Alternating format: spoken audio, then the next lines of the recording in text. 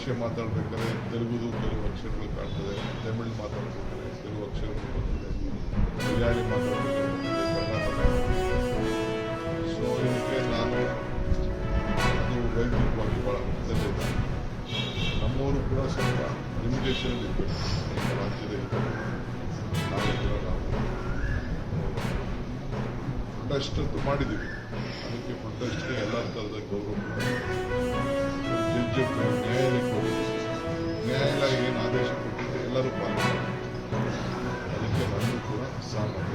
ಅಂದರೆ ಪ್ರಹ್ಲಾದ್ ಜೋಶಿ ಹೇಳ್ತಾರೆ ಮಿತ್ರ ಪಕ್ಷ ಆಗಿರೋದ್ರಿಂದ ಇಲ್ಲಿ DK ಶಿವಕುಮಾರ್ ಮತ್ತು ಸಿದ್ದರಾಮಯ್ಯ ಸಾಫ್ಟ್ ಆಗಿದ್ದಾರೆ ಕಮಲ್ ಹಾಸನ್ ಪರ ಮಾತಾಡೋದಕ್ಕೆ. ಕಮಲ್ ಹಾಸನ್ ಸಾಫ್ಟ್ ಅಲ್ಲ, ಇದು ಭಾಷೆಗೆ ಜಾತಿಗೆ ರಾಜ್ಯಕ್ಕೆ ಜಡ ಅವರು ಯಾವಾಗಲೂ BJP ಭಾಗ ಮಾಡೋದು, ನಾವು ಯಾವಾಗಲೂ ಒಂದು ಮಾಡೋದು.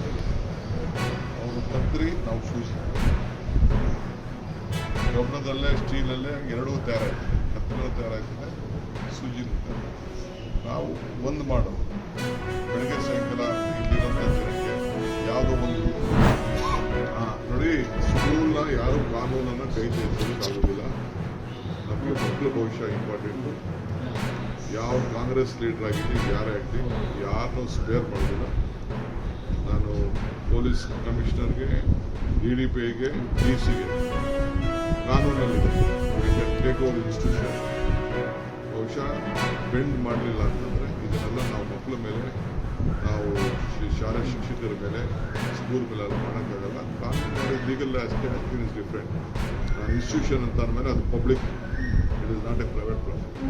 ಎನಿ ಚಾರಿಟಬಲ್ ಇನ್ಸ್ಟಿಟ್ಯೂಷನ್ ನಾನು ಸಂಸದ, ನಾನು ಸುಮ್ಮನೆ ವಾರಸ್ದಾರ ಅಷ್ಟೇ, ನಾನು ಮಾಲೀಕನಾಗಲಿಕ್ಕಾಗೋದಿಲ್ಲ. ಅದು ಎಲ್ಲ ಸಂಸ್ಥೆಗಳು ತಿಳ್ಕೊಳ್ಬೇಕು.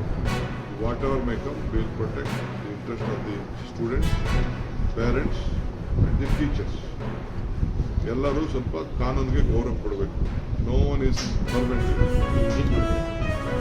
ಅವಶ್ಯಕತೆ ಇದ್ದರೆ ಸಾರ್ಟ್ ಔಟ್ ಆಗಲ್ಲ ಅಂತ ಖಂಡಿತ ವಿಸಿಟ್ ಮಾಡ್ತೀನಿ. ನಾನು ಬೆಂಗಳೂರು, ಯಾಕೆಂದರೆ ಅಷ್ಟು ಜನ ಪೇರೆಂಟ್ಸು ಟೀಚರ್ಸು ಎಲ್ಲ ಬಂದು ನನ್ನ ಭೇಟಿ ಮಾಡಿ ಕೇಳ್ಕೊಂಡಾಗ ಒಬ್ಬ ಡಿಸ್ಟ್ರಿಕ್ಟ್ ಮಿನಿಸ್ಟರ್ ಆಗಿ ನಾನು ಹೋಗಲಿಲ್ಲ ಅಂತ ತಪ್ಪಾಗ್ತದೆ. ನಾನು ಅವ್ರಿಗೆ ಫೋನ್ ಮಾಡಿ ಹೇಳಿದ್ದೀನಿ ಸಾರ್ಟ್ ಔಟ್ ಮಾಡಬೇಕು ಅಂತ. ಆಗಲಿಲ್ಲ ಅಂತ ನಾನು